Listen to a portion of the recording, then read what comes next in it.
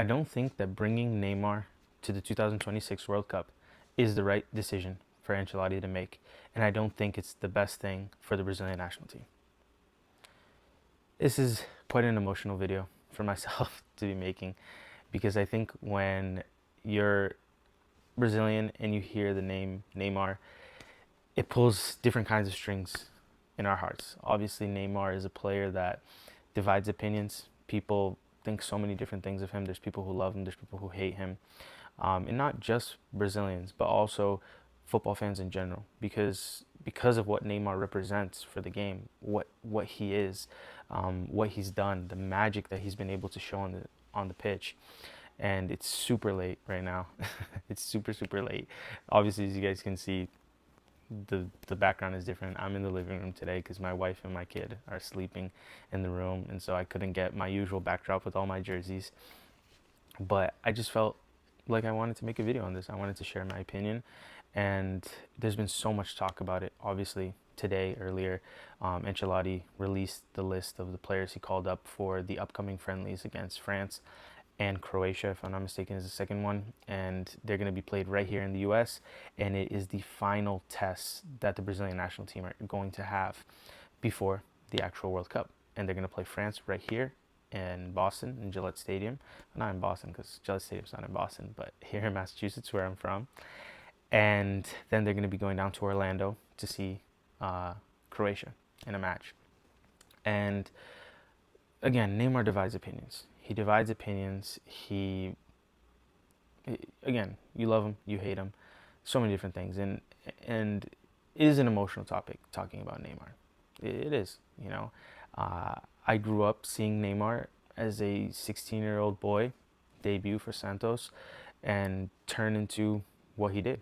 You know, I saw him stay in Brazil until he was about 21 years old. Players nowadays, when they're 18, they're already leaving. He stayed in Brazil. He won Copa do Brasil, the Brazilian Cup.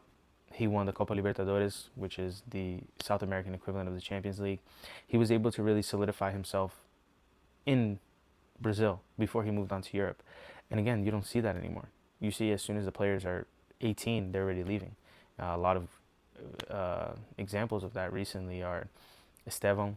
As soon as he turned 18, he went to Chelsea. We have Vinicius Jr., same thing, from Flamengo to Real Madrid. You just don't see players do what they did. You don't see them flourish in Brazil and develop in Brazil the way we saw Neymar. And now I'm not a Santos fan, but everybody liked watching Neymar play when he was in Brazil. And although the jerseys aren't back here, I did bring out some props for today's video. And this is one of the nicest jerseys I have in my collection. This is the 2012 Santos jersey. Nike. Banco BMG, a very iconic sponsor here. It was 100 years, 1912, 2012, of Santos. And right here inside the shirt, Menino da Vila desde 1912. Translating, a boy from the villa since 1912. And obviously on the back, who else? Neymar. I'm telling you, this is one of my most cherished pieces in my jersey collection, because every time I look at this jersey, it brings me back memories of what Neymar did when he was playing in this jersey, of just how astonishing of a player he was, how magical he was when he was young, when he was under 21 years old playing in Santos. And he goes to Barcelona and he continues this trajectory. And you know, then he goes to PSG and all these different things and all the World Cups he's played for us. But as much as I would love to see Neymar win a World Cup with Brazil, I think it would be an absolute amazing send-off. I honestly think that's what he would most want. And I think that if he did win the World Cup, I think he would probably retire right then and there. You know, he wouldn't. That's what he wants. I think that's what he's dreamed of so much. But as much as we have that idea of who Neymar was, and I think that's the key word here, who Neymar was, is not who he is anymore. And I think that as fans, a lot of the times we kind of hold on to that idea of who the player is, who they were.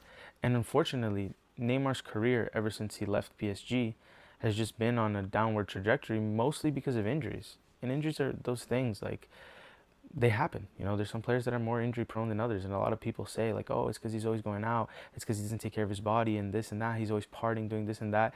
And yeah, sure, I do think that that can play a big factor into his recovery and why he gets injured a lot. But De Bruyne is also a guy who gets injured a lot. Do people really say that that's because he's out partying and doing all these different things? No, we don't really say that. So injuries are a very peculiar thing. You know, it's hard to necessarily blame a player for their injuries, or to really pinpoint why a player is so injury prone. Like you look back and see a player like Alexandre Pato, who was supposed to be, you know, one of the best players in the world, and he had so many injuries. You know, are we gonna blame him for that? You know, it's tough. But Neymar comes back to Santos, right? You know, after all the injuries, the torn ACL, Al Hilal, and again, ever since he left PSG, it's just been injuries, injuries, injuries, and he hadn't been able to play. He hasn't been able to really play a full season. Even at PSG, he wasn't playing full seasons because he was getting hurt a lot. But it got even more drastic when he went to Al Hilal. And then he comes back to Santos. And when he came back to Santos, honestly, I was really happy. I legitimately thought, like, wow, he's making such a good decision. He's going back to his boyhood club. He's going back to a club where everybody loves him. He's going back to a club that are going to make him feel at home. They're going to give him all of the tools, all of the infrastructure, all of the possibilities to really recover physically, to get into shape to play the World Cup. That's literally Brazilian media. That's all that was being said. Neymar's coming back to Santos. He's going to play. He's going to have the time to recover physically. He's going to Santos to prepare himself to be ready to play in the next World Cup. And I got so excited when he made that move. So excited that I bought this jersey. I bought this jersey here. Neymar.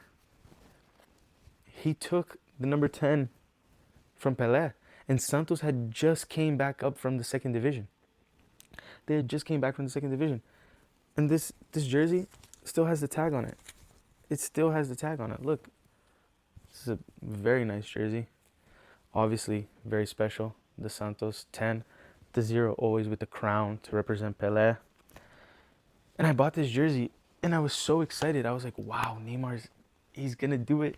He's going to come. He's going to get well. He's going to be physically prepared. He's really going to dedicate himself. And he's going to go to the World Cup and he's going to give it a last go. Is he going to win it? I don't know. It's so tough. But he's going to really give it a go. But that just has not been what's happening. For anybody that follows Brazilian football, the Brazilian leagues, everybody can see. Physically, he hasn't been able to keep up. He's missed a lot of games.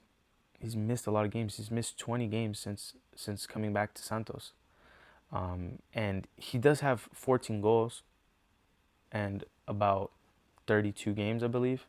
So that's not a bad scoring record if you look at it just as a stat line. You know, he's almost scoring a goal every other game. But if you really look at the goals that he's scoring, when he's scoring, and who he's scoring against, you can see that most of his goals are coming against lower oppositions, against teams that are fighting relegation, against teams that, well, his Santos himself, his own club, at the end of last season, they were fighting against relegation. And when he played those lower teams that they were fighting against for relegation, he would score, yeah, you know. And obviously Neymar is never going to lose that touch, you know, the treatment that he has with the ball, you know, what he's able to do with the ball, his skill. He's never going to lose that. There's no way he forgets it. He's just not. But physically, he's not there. Physically, he's not able to play at the highest level for a long period of time. And you can say, because I've heard a lot of people bring counter arguments to this and whatnot, he doesn't need to play 90 minutes. You can bring him, you can have him as an option on the bench. You can have him as someone who's going to come on and make a difference in the game. In the last minute, the game's 0-0, you bring him on to find that last ball. And okay, I get it. I can see your point of view. But he's not even doing that in Brazil. He's not doing that in Brazil. So what makes you think he's going to do it at the World Cup? one of the highest levels of the game. Is he going to be able to do that against France? Is he going to be able to do that against Spain, against Argentina? Is he going to be able to do that against England? Is he going to be able to do that against Portugal? And we can go on and name all of these teams that are going to be at the World Cup. And obviously, there are lower level teams in the World Cup as well. For sure, there is. You know, there's teams like Cape Verde. You know, there's teams like Iran. There's teams that, you know, have never really even played at a World Cup. Some. And if you look at Brazil's group, Brazil are going to play against Morocco. They're going to play against Haiti and against Scotland. Haiti's another example. Can Neymar go in the last 20 minutes and do something against Haiti? Maybe. There's a higher probability. But we all know that Brazil is going to make it. Not probably. We all know Brazil is going to make it through the group. We know Brazil are going to be in the knockouts. And we know that Brazil have, as much as people like to say that the level of the stars in the Brazilian national team has fallen, yeah, but amongst world talent today, Brazil still has enough talent, especially in the attacking positions, to make it through the group phase and to get into the knockout rounds. But are we really going to deposit our faith? Is Ancelotti really going to deposit his faith?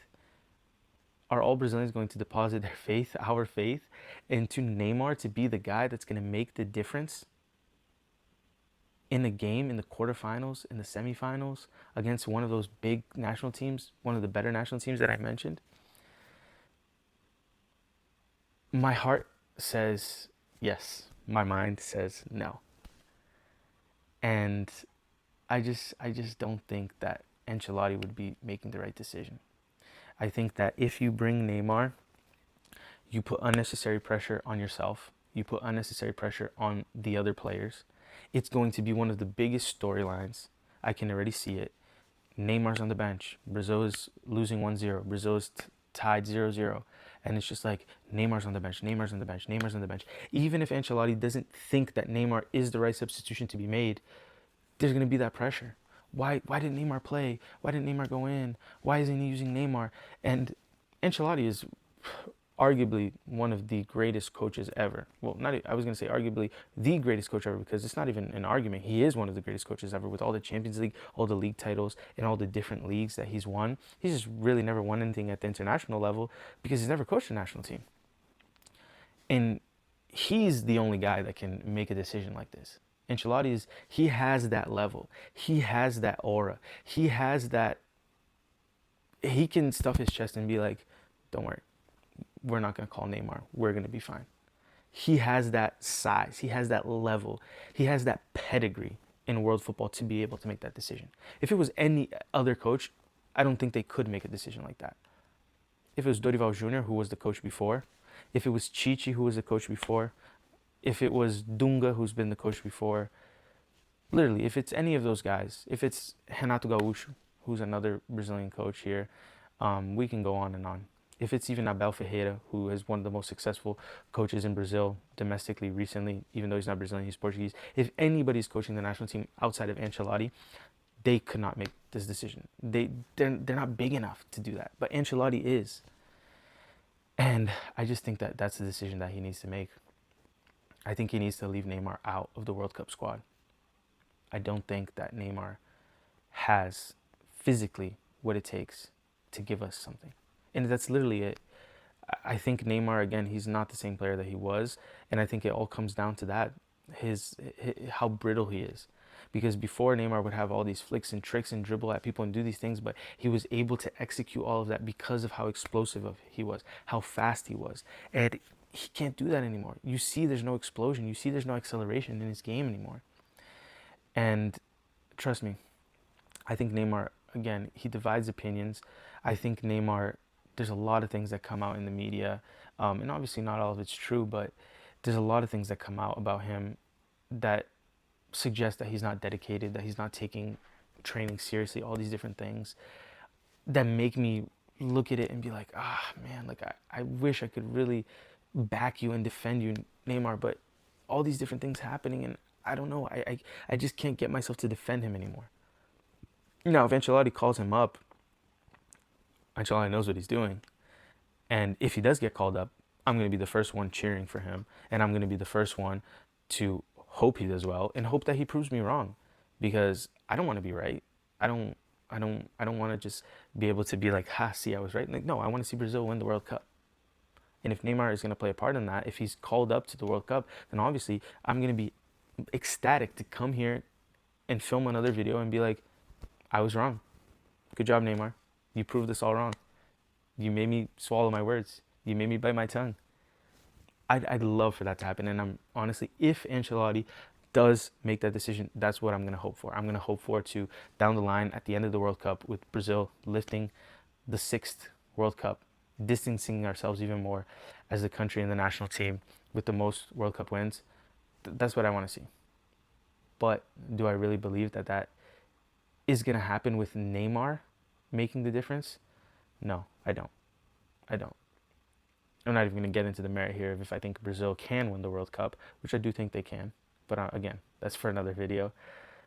But do I believe Brazil can win the World Cup with Neymar being the difference maker?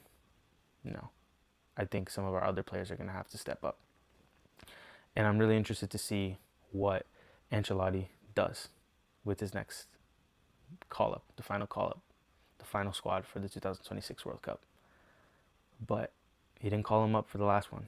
Is he really going to not call him up once in his whole tenure and then just call him for the World Cup? I don't know. I don't think so. I don't think so. And Ancelotti said himself, I'm only going to call up players who are 100% ready physically. And Neymar has not been 100% physically ready and prepared since he's left Al Hilal. So if we're going to take what Ancelotti said literally, I don't think he's going to get called up. I really don't. But let's wait and see. There's a lot of things that there's a lot of things to still happen. And I'll leave the end of the video with this.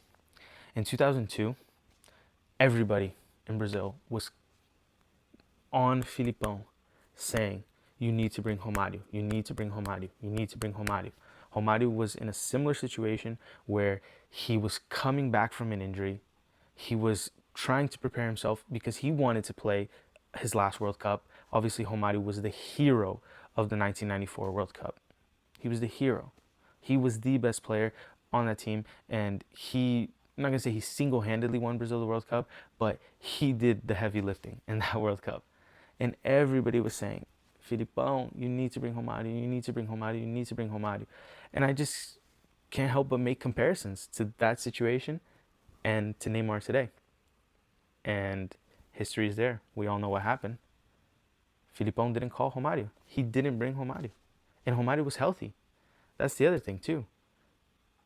Romário was healthy. He was able to go to the World Cup. And Filipão still chose to leave him out. And we know what happened.